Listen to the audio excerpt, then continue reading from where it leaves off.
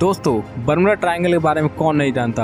आपको बहुत से ऐसे भारतीय लोग मिल जाएंगे जो बर्मुडा ट्रायंगल के बारे में अपने विचार और उससे संबंधित दुनिया भर की थ्योरी के बारे में बताएंगे, लेकिन उनको अपने देश में एक ऐसी खूनी झील के बारे में नहीं पता जो अपने पास आने वाली हर चीज को निगल लेती थी, फिर वो चाहे कोई एक मनुष्य हो या पूरी सेना हो। जी हाँ, हम बात कर रहे हैं a lake of no return की। भ्रम हो अथवा यथार्थ, रहस्य का निर्माण अक्सर इतिहास के पात्र ही करते हैं। यह हमारा काम है कि हम उस पर अनुसंधान करें और उसमें छिपे हुए सत्य की खोज करें। प्रकृति हमें इसी के लिए तो प्रेरित करती है। बहुत कम लोगों को पता होगा कि भारतवर्ष के उत्तर पूर्व में भारत बर्मा की सीमा के पास पांगशु दर्रे के क्षेत्र में एक रहस्यमय झील है। इस झील की लंबाई 1.4 किलोमीटर और अपने सबसे चौड़े हिस्से में यह झील 0.8 किलोमीटर चौड़ी हो जाती है। पुराने समय में इसे स्टील वेड रोड कहा जाता था। इस क्षेत्र के आसपास तांगसा जनजाति रहती है। इस रहस्यमय झील को a lake of no return कहा जाता है। आपको जानकर हैरानी होगी कि इस झील के आसपास का इलाका वीरान तथा बंजर है। इतनी खोजों के बाद भी आज तक इस झील के बारे में सही जानकारी प्राप्त नहीं हो सकी है। पशु पक्षी भी इस झील के दूर दूर तक नजर नहीं आते।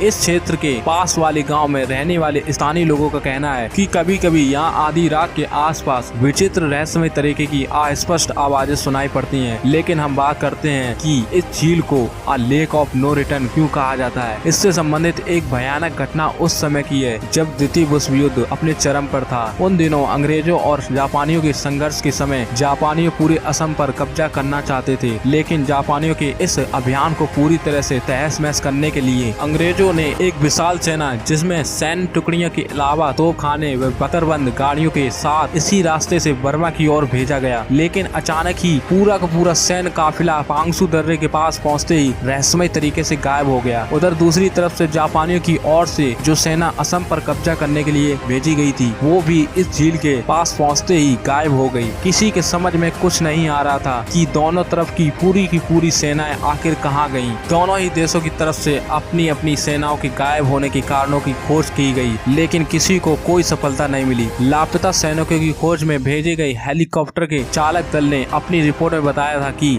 जिस रास्ते से सैन्य टुकड़ी को भेजा गया था उस रास्ते में एक झील मिलती है। वो झील ऊपर से एक विशाल दलदल जैसी नजर आती है। उनका कहना है आश्चर्य तो तब लगता है जब उस झील की ली हुई फोटो धुंधली आती है। कुछ विशेषज्ञों का अनुमान है कि इस झील से कुछ विचित्र रहस्यमय इलेक्ट्रोमैग्नेटिक तरंगे निकलती हैं जो फोटोग्राफिक कैमरों को रोक देती हैं इसकी फोटो खींचने से। कुछ शोधकर्ताओं ने इस झील का गहराई से अध्ययन किया। वो कहते हैं कि यहाँ ब्रह्मांड के दूसरे ग्रह एवं लोकों से आए हुए एलियन का कोई संचार केंद्र हो सकता है और वो प्राणी नहीं चाहते हो कि कोई मनुष्य यहाँ पर पहुंचकर उन पर अनुसंधान करे और उनके बारे में किसी प्रकार की कई जानकारी प्राप्त कर सके। यह झील द्वितीय विश्व युद्ध में दो देशों की सेनाओं के लापता होने के समय जितनी रहस्यमय थी उतनी ही आज भी है। समय कोई भी हो, रहस्य हमेशा उतने ही संभवक बना रहता है जितना वो अपने समय था। इतिहास की परतों पर जमी धूल उसे धुंधली कर सकती है पर मिटा नहीं सकती। जो भी हो, लेकिन आज भी इस रहस्यमय झील पर शोध जारी है। दोस्तों, अगर आपको इस रहस्यमय दुनिया के बारे में जानना पसंद है तो चैनल को सब्सक्राइब जरूर करें जिससे आपको ऐसी इंटरेस्टिंग वीडियो मिलती रहे।